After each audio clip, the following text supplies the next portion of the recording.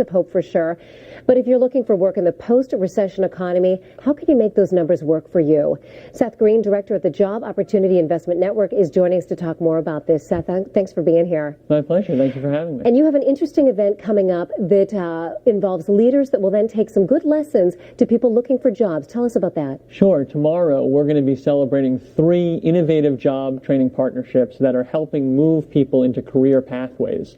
And it's going to have Jane Oates, who's the President Obama appointee to be the Assistant Secretary of the Department of Labor, and leaders throughout Philadelphia. And we're going to be looking at how you effectively help people prepare for what's going to be a very different economy than the one that we were in a few years ago. And how can you help people? So the biggest thing is we need training and we need money from the federal and state governments in order to really move people into career pathways, because the jobs that existed before in construction or in, let's say, media, they're going. And what we have in the future is going to be green jobs and different types of health care. And so we need people to get those credentials and even degrees in order to be ready for this new economy and to earn enough to support their families. Now, you talk about training. Do you mean retraining folks maybe that were in some of the jobs you just mentioned that don't exist anymore, learning something new skills, a new degree, like you say, to try something totally different that they weren't doing before? Yeah, is that how we need to think now? That is how we need to think. I was just at a partnership that we support this morning in the green jobs. We have people that used to be handing out circulars.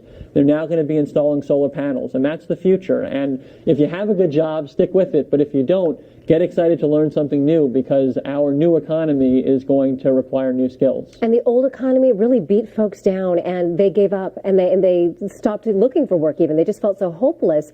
Is this a time of hope? Should people start focusing on the fact that, hey, things are getting better?